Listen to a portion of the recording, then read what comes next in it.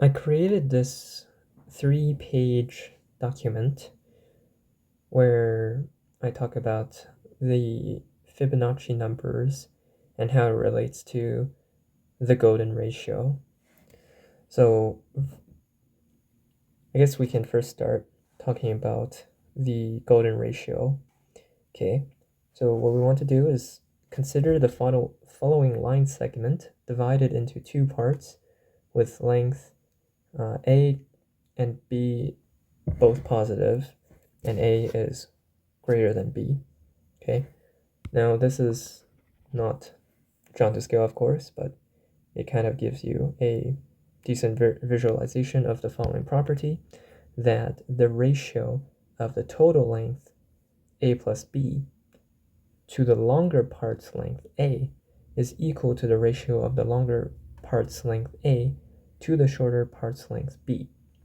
Okay, and let's just call this ratio to be denoted by the Greek letter phi.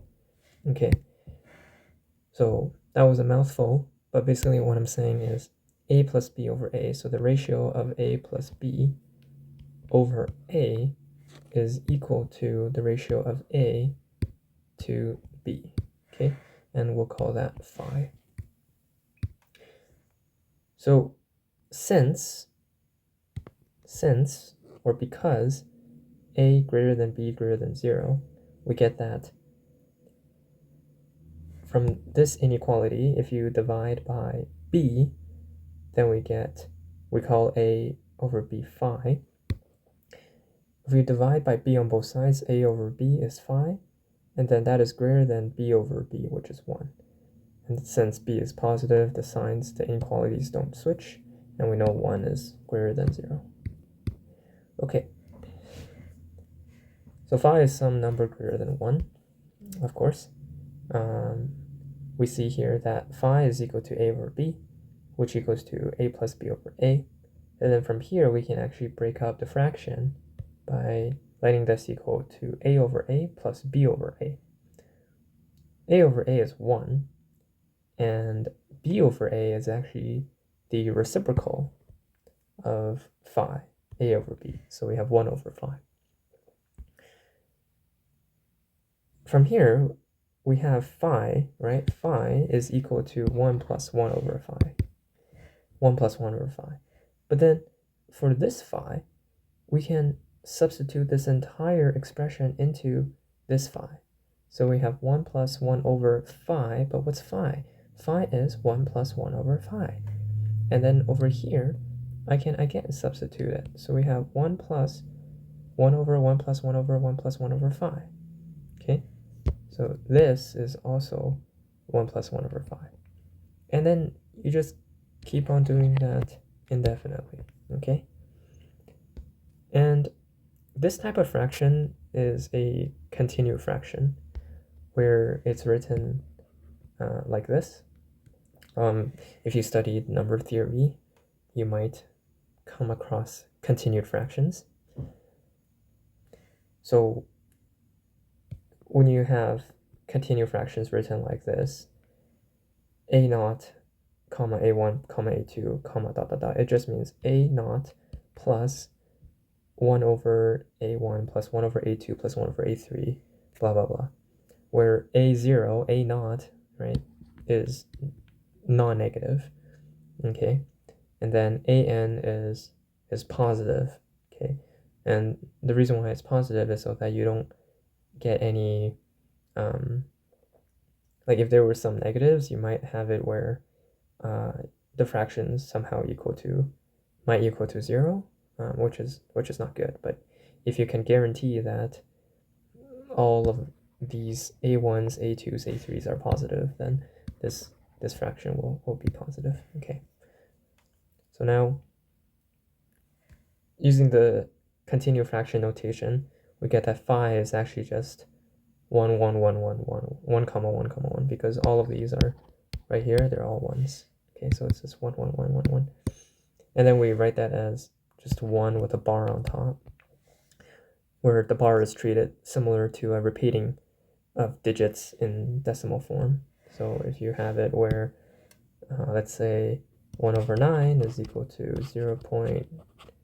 0.1111111, blah, blah, blah, which is just 0.1 repeating. Okay?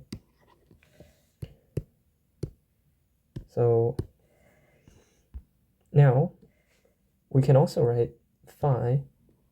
So we have this phi is equal to 1 plus 1 over phi. If you multiply phi on both sides, we can also write this as phi squared is equal to phi plus 1, and which is equal to 1 plus phi. The order of addition doesn't matter. So we see here that if you take the square root on both sides, we get phi is equal to square root of 1 plus phi. And here, this is positive because we know phi is positive over here, right? So just take the positive square root. So the square root by itself is positive, but we only care about that. We don't need that negative. Okay, square root. So we have phi is equal to square root of 1 plus phi, right? And then for this phi, I can replace it as, again, square root of 1 plus phi. And this phi, I can replace it with square root of 1 plus phi. So it just keeps going on and on and on. So this is an infinitely nested square root. Okay. But those are just some cool properties with some repetition for phi, like how you can express it. Now, if you want to solve the exact value of phi, then we can start with the original definition and then multiply phi on both sides to get that phi squared is equal to phi plus 1. And you move the 5 plus 1 over, so you get phi squared minus phi minus 1 is equal to 0. Now we see here that you can just use a quadratic formula to solve this. So using that formula, negative b plus or minus the square root of b squared minus 4ac over 2a, you plug and chug. A is equal to 1, b is negative 1, c is negative 1. You get that phi is equal to plus or minus square root of 5 over 2 from the quad formula, but because phi is positive, you take the 1 plus square root of 5 over 2, which is roughly equal to 1.618. Okay, using just 3 digits after the decimal point. So nota bene, take note that phi is equal to 1 plus phi, 1 plus 1 over phi, okay? So if you take this 1 over 5 and you move it to the other side to get negative 1 over phi, that is equal to 1 minus phi. So you basically swap these two around. And this negative 1 over phi, you can write it as negative phi to the power of negative 1. Okay, so negative phi to the power of negative 1 is equal to 1 minus phi, right? 1 minus phi. So if you combine the 1 and this 1 plus root 5 over 2, what do you get? So common denominator it, you get 2 minus 1 minus root 5 over 2, which is 1 minus square root of 5 over 2. So I started this up because we're going to have to use this for something later on. But if we just let phi to be this 1 plus root 5 over 2, then if I multiply by negative 1 and reciprocate it, I get the 1 minus root 5 over 2, which is the other solution to this equation if you let this phi to be any variable. But we'll see that. Sorry, if you treat this phi as like a variable. Indeed, if you plug this into this equation over here, you're going to get that to be true. But for now, we're just letting phi to be the 1 plus root 5 over 2. So how does the golden ratio phi relate to the Fibonacci number? It's very interesting. Okay, so let us consider the recursive definition of the Fibonacci sequence, which is just the ordering of the Fibonacci numbers, where we have it where f naught is equal to 0, f1 is equal to 1, and fn is just equal to fn plus 2 plus fn minus 1 for all n greater than or equal to 2. It just means that it's the sum of its previous terms, previous two terms. So if you have fn, the sequence, which is just f0, f1, f2, f3, f4, f5, f6, f7, f8, blah, blah, blah. So f0 is 1. F0 is 0, f1 is 1. What's f2? F2 is just the sum of 0 and 1, which is 1. And then f3 is the sum of 1 and 1, which is 2. Okay, so 8 is the sum of 3 and 5. Okay, and then 21, let's say, right, that is the sum of 8 and 13. So a term of the sequence is just the sum of its previous two sequence, the previous two values in the sequence, if n is greater than or equal to 2. So if n is 0 and n equals to 1, those are like the starting values that you need for the recursive, or for the recursion. Okay. If we compare the ratio, okay, of, let's say, f4 over f3, which is 3 over 2, which is 1.5, and then f5 over f4, and then f6 over f5, and then f7 over f6, f8 over f7, f9 over f8, right? We have the numbers, right? They're approaching the Fibonacci, they're approaching the golden ratio, right, phi. As the terms get larger, the ratio between consecutive Fibonacci numbers approach phi. Okay, so this can be written in limit notation as the limit as n approaches infinity of fn plus 1 over fn, that's equal to phi. So this is, I think, the thing that's interesting. Okay, so for Fibonacci numbers, as the terms get larger and larger and larger, okay, the ratio between them converges to phi. Okay, and we want to show why that is the case. So if you just consider this right here, the x squared is equal to x plus 1.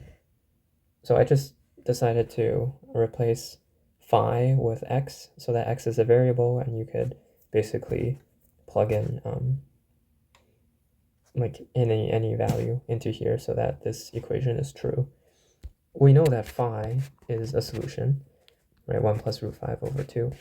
And psi is also a solution, 1 minus root 5 over 2.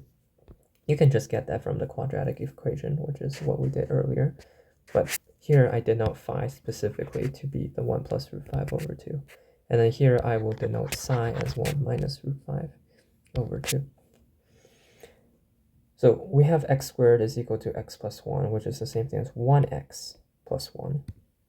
If I multiply both sides by x, so let's say I have this equation, okay? I multiply both sides by x. I get x cubed is equal to x squared plus x. So notice, because phi and psi solve this equation, phi and psi would also solve this equation. Because you're essentially just multiplying phi on both sides or psi on both sides, okay, if you let x be these values, phi and psi. So now we have x cubed is equal to x squared plus x, but what's x squared? X squared is x plus 1. So you have x plus 1 and then plus x, which is 2x plus 1. And then once again, you multiply x on both sides, you get x to the 4 is equal to x cubed plus x squared. Oh, what is x cubed? X cubed is 2x plus 1, and then x squared is x plus 1. So sum them up, you get 3x plus 2. And then you do the repeating again. So we have x to the 5 is equal to x to the 4 plus x cubed. Okay, what is x to the 4? X to the 4 is 3x plus 2.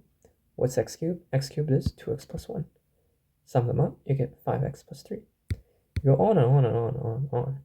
So we see here that once we get to x6, x to the exponent of 6, that's equal to 8x plus 5, which means x to the n is equal to x times, so let's see here, we have 6, right? And that is 8x plus 5, but 8 is f6, right? And 5 is f5.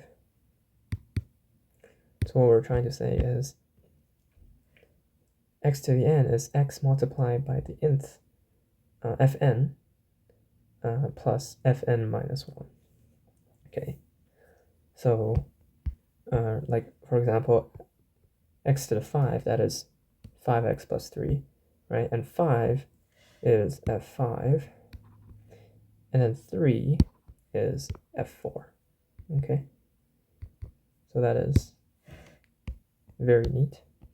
And that makes sense because we're always just adding the previous two terms, right? We have x6 is equal to the sum of x5 plus x4, and then x4 is the sum of x2 plus x1, right? So x to the n is equal to x times fn plus fn minus 1. So what does this imply? This implies that phi of n, phi to the power of n, right? Phi to the power of n is equal to x times, or phi times fn plus fn minus 1, okay? Because phi will solve all of these equations, and then psi would also satisfy these equations as well. So psi to the n is equal to psi times fn plus fn minus 1. If you take the second equation and subtract it from the first, you get phi to the n minus psi to the n is equal to, here I factored out the fn, I get phi minus psi fn, and then fn minus 1, subtract fn minus 1 is 0. So this is what we have over here, which means that fn is equal to, if I divide phi minus 1 on both sides, or multiply both sides by 1 over phi minus psi, I get fn is equal to 1 over phi minus psi times phi to the n minus psi to the n. And then I can just plug in the actual values for phi and psi. So we have 1 over 1 plus root 5 over 2 minus 1 minus root 5 over 2. Okay, I combine them up, okay, because they're a common denominator. Here, make sure we have positive because we have negative times negative, okay? And then we see here that we have the 1's will cancel out, and we have 2 root 5 over 2 in the denominator. The 2's will cancel out, so we just get 1 over root 5 on the outside. And then phi is 1 plus root 5 over 2, and psi is 1 minus root 5 over 2. So we have phi to the n minus psi to the n. Okay, now this is the closed form formula for fn. Okay, so if you want something like f100, you can just plug in n to be 100 and then solve. Okay, so this formula for fn is just in terms of n, not in terms of its recursive definition. Okay, so recall that earlier we said that psi, which was 1 minus root 5 over 2, that is actually negative phi to the negative 1 over here, right? That is negative phi to the negative 1 exponent. So that's what we have, negative 5 to the negative 1. So we have that. Okay, so what do we want to do that? Why do we want to do that? So if we have fn plus 1 over fn, well, we know what fn is, right? Fn is 1 over root 5 times phi to the n minus negative phi to the negative n, okay? And then f sub n plus 1 is still 1 over root 5, but here we're just replacing n with n plus 1. Okay, so we have phi to the n plus 1 minus negative phi to the negative, and then bracket n plus 1, because we're taking the negative of this entire n plus 1, okay? The 1 over root 5's cancel out, So then let's see what we have here. Okay, so notice that I distributed, okay, this negative inside. So we have negative n minus 1. And then I broke up the negative and the phi. So we have minus and then negative 1 to the negative n minus 1 times phi to the negative n minus 1. So essentially what I did was something like a b to the power of m is a to the m, b to the m. Okay. So, because this is just like negative 1 times phi. Okay. So you have negative 1 to the negative n minus 1 and times phi to the negative n minus 1. All right. So with this negative 1 to the negative n minus 1, I can break that up into negative 1 to the negative n times negative 1 to the negative 1. So negative 1 to the negative n is just the same thing as negative 1 to the n because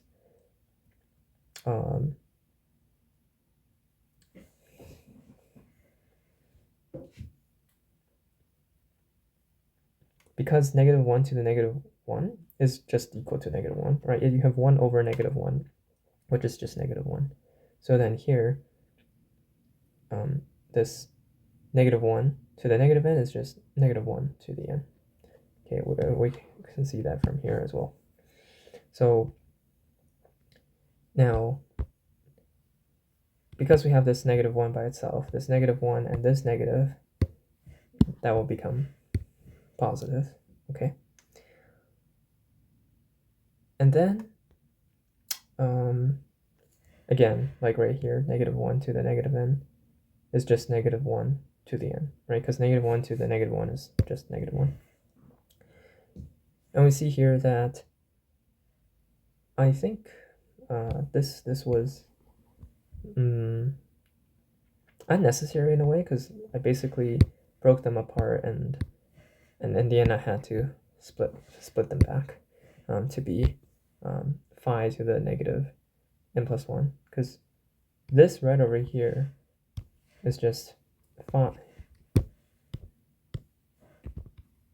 to the negative n plus 1. Okay, I just combine them and factor out the negative 1 from the exponent. So that negative makes it so that this goes in the denominator right over here. And then we have the negative 1 to the n. Okay, so we have negative 1 to the n over phi to the n plus 1. And then here we have phi to the negative n, so that goes in the denominator of this fraction. Okay. Okay, so now what happened was that we divide top and bottom by phi to the n. Okay, divide top and bottom by phi to the n. So when we do that, when you divide top and bottom by phi to the n, you get just phi here, and over here we have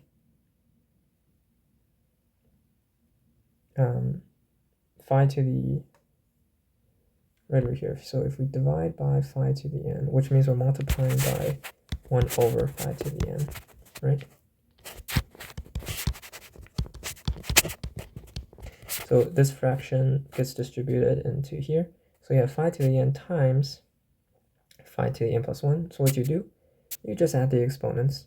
So over here, we add n with n plus 1. So we get 2n plus 1 over here. And then we distribute this into this fraction. So we have phi to the n times phi to the n, which is just phi to the 2n. Phi to the n squared. Okay, so n plus n is 2n. Okay. So right over here, this is just f sub n plus 1 over f sub n. So it's equal to this expression. And then what you can do is now take the limit as n approaches infinity of fn plus 1 over fn, which is the limit as n approaches infinity of all of that. We see here that this expression, you can use squeeze theorem but it's essentially, the numerator is bounded, okay, but the denominator is always increasing, so it's basically just going to oscillate its way towards 0, okay, so this is going to just go to 0, okay, this denominator is just constantly getting larger and larger. Numerator is sandwiched between -1 and 1, so we have this goes to 0, and similarly this also goes to 0, okay. So at the end of the day, what you have is you have 5 plus 1 over 1 minus, 5 plus 0 over 1 minus 0, and that's equal to 5 over 1, which equals to 5. So there we show that to be the case. Wow, what a long derivation. But I think deriving this is very interesting because we went through like a lot and really saw the intricate connections between the Fibonacci numbers and the golden ratio phi. Okay, so that is just very cool. And now, as an aside, we can actually solve this quadratic equation, x squared minus x minus 1, using the Potion-Low method, which you can check it out online. So essentially what it is that if you have x squared minus x minus 1, right, and we factor it as, let's say, x minus r1 times x minus r2, and then over here we distribute and expand it out to be x squared minus bracket r1 plus r2, x plus r1 times r2. And the plus comes from the two negatives.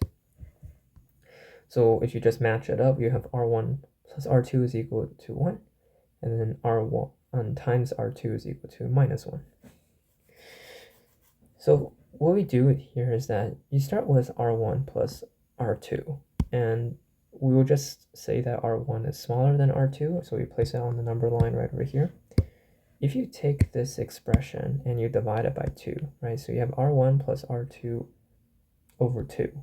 That's just the average, right? The average of r1 and r2, which is sandwiched smack dab in the middle between r1 and r2, so it's in the middle. And that value is just 1 over 2, right, if you divide 2 on both sides. So we have 1 over 2. And if you let u be positive, then to get from 1/2 to r2, you add u, and to get from 1/2 to r1, you minus u. So using this second equation, r1 times r2 is equal to minus 1, you have r1 is 1/2 minus u, and then r2 is 1/2 plus u. This is a difference of squares, so it's just 1/2 squared minus u squared, and that's equal to minus 1. Okay, so u is equal to, if you move the u squared over and add 1 on both sides, 5 over 4. This implies that u is equal to square root of 5 over 2 if you take the square root of both sides. And this is going to be positive because we said u was going to be positive. So then we can plug this root 5 over 2 back into the expression for r1.